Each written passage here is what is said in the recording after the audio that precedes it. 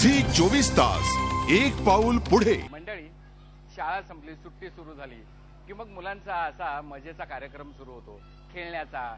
पण पालक मात्र खूप सजग झालेले आहेत। त्यांना आपल्या मुलांना व्हर्सटाईल व्हावं, खूप काही शिकावं असं वाटत असतं। या कॉम्पिटिशनच्या युगामध्ये त्यांनी खूप पुढे जावं असं वाटत असतं। मग ते वेगवेगळ्या कोर्सेसना टाकतात। व्यक्तिमत्व विकास शिबिर, बालनाट्य शिबिर, अशाच एका बालनाट्य शिबिराला आपण भेट देणार आहोत। त्याचा हा वृत्तांत, चला। वार्षिक परीक्षा संपली की सुरू होतो सुट्ट्यांचा मोसम। या सुट्ट्यांमध्ये काय काय करायचं याचं प्लॅनिंग तर बच्चे कंपनीनं केव्हाच केलेलं असतं आणि त्याचाच एक अविभाज्य भाग असतं बालनाट्य शिबिर। मात्र ही बालनाट्य शिबिर म्हणजे फक्त अभिनयाचीच कार्यशाळा नसून मुलांचा सर्वांगीण विकास या शिबिरात केला जातो।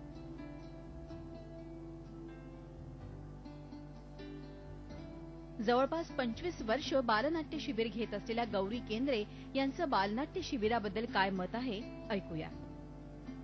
अगदी नाटक म्हणजे काय आहे, अभिनय म्हणजे काय आहे, किंवा अभिनयाचे किती प्रकार आहेत, मग अभिनय कुठल्या कुठल्या प्रकारे केला जातो, कशा प्रकारे केलं जातं, मग अभिनयासाठी काय काय लागतं, मग तुमच्या शरीराचा उपयोग तुम्ही कसा कराल, मग बॉडी लँग्वेज म्हणजे काय असते, मग तुमच्या शरीराचा वावर स्टेजवर कसा असायला हवा, किंवा तुमच्या आवाजाचा वापर तुम्ही कसा कराल, मग त्या आवाजात चढ उतार कसे घ्याल, ते ह्या सगळ्या बारीक बारीक गोष्टी ज्या आहेत तर तिथून शिकवल्या जातात आणि तिथून मुलाचं प्रशिक्षण सुरू होतं।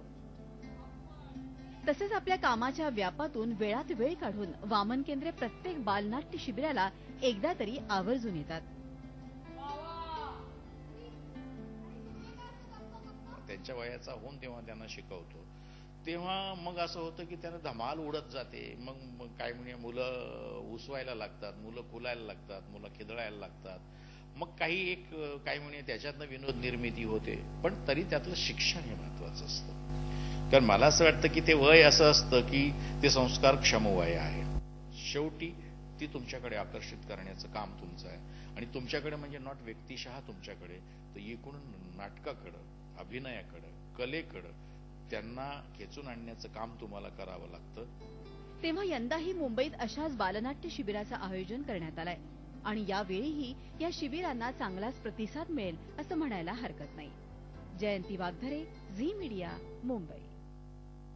मंडळी, नाट्य दरबारात आज मी आपली रजा घेतोय, हो, पण पुन्हा भेटूया नाटकांच्या या राज्यात झी 24 तास सोबत।